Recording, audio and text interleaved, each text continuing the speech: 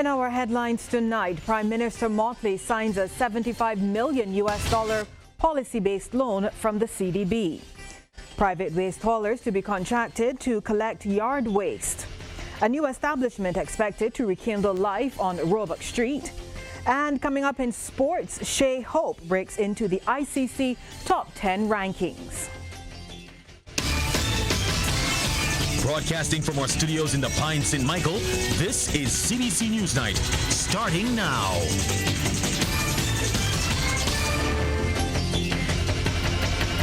Very good evening. I'm Lisa Broom. Thanks for joining us. In our top story tonight, 2 days before Christmas, the government of Barbados has received a gift that will leave it smiling well into the new year. CBC's Shane Jones was at Illawarra Court this afternoon, where Prime Minister Mia Amor Motley signed off on a $75 million policy-based loan from the Caribbean Development Bank. It's to assist with the continuation of the Barbados Economic Recovery and Transformation Program. 'Tis truly the season for giving, and the spirit of Christmas was present as some of the top officials, in a quite cheerful mood, came out to the official residence of the Prime Minister of Barbados to witness the signing of the policy-based loan. CDB President Dr. Warren Smith says the acceptance of the request by government for the loan is acknowledgement of the bank's satisfaction with the progress of the BERT program so far. We are very encouraged by the resolve and commitment of the government of Barbados to the plans and targets of BERT. And we are also very satisfied with the results so far, the most recent being the successful conclusion of the external debt restructuring negotiations. This was no easy feat, but the government's perseverance paid off, thus paving the way for a more convincing and sustained economic recovery. In the past 18 months, the CDB has approved almost $220 million to the government, including funding for strategic capital investments.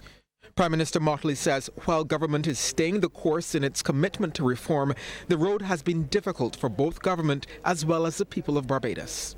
There is reform fatigue, but you cannot get tired when we have come so far and have sacrificed so much. And I really want to thank the people of Barbados for this journey.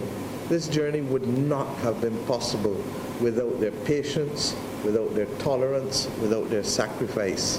Ms. Motley expressed gratitude to the CDB for stepping up as one of Barbados' limited options for access to concessional funding. The arbitrary determination of access to concessional funding based on per capita income and GDP does not meet the reality of our circumstances, and that there is an inherent vulnerability to exogenous shocks, be they from climate or trade or currency or international events that literally put us on the back foot.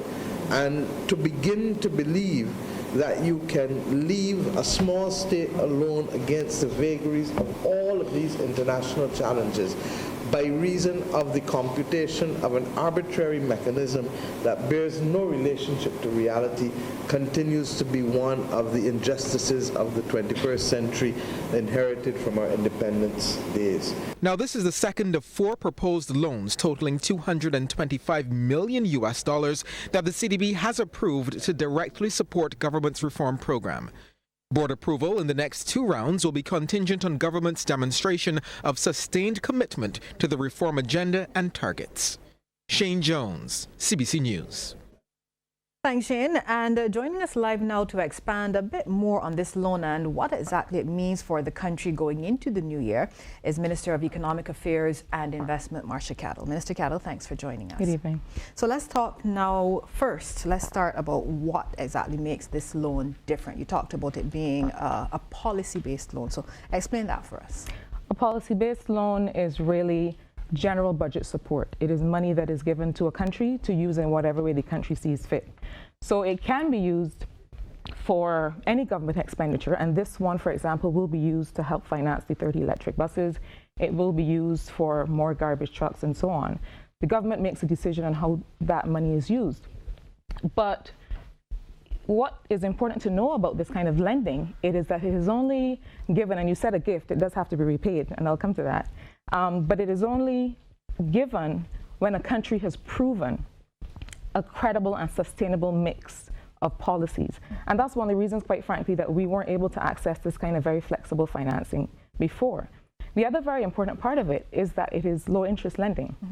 The Prime Minister made the comment in her remarks earlier that we really need partnerships like this to make sure that the kinds of lending that we do support the country's overall debt targets. Right. And so, for example, that Credit Suisse loan, government ended up paying, that started under the last administration, the government ended up paying 12% annually on that loan.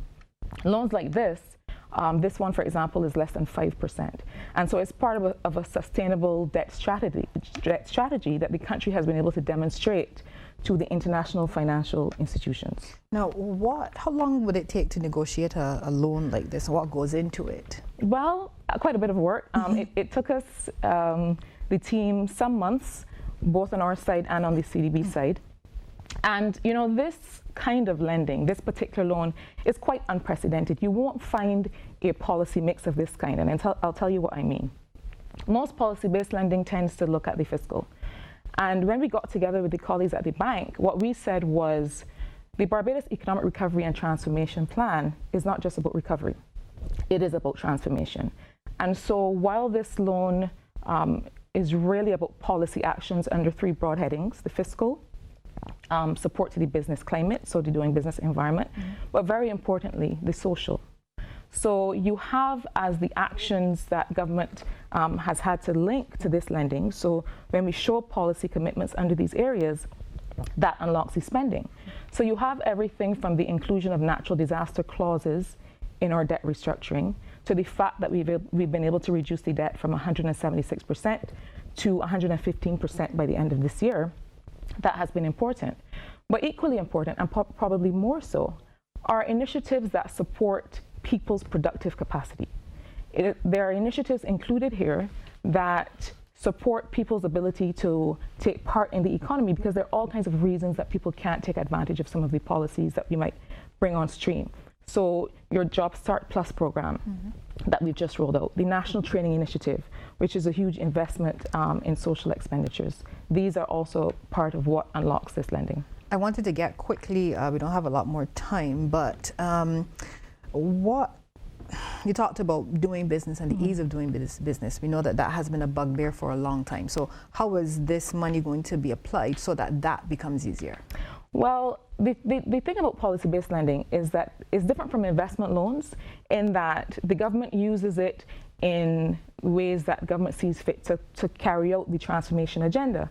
But the doing business actions that allowed us to have access to these resources would have been the planning and development legislation that was passed in January, the work that we're doing to reform customs and the port and these kinds of things. So this is really about the fact that Barbados has proven to the international community that we're serious and that they believe us because we've been able to execute.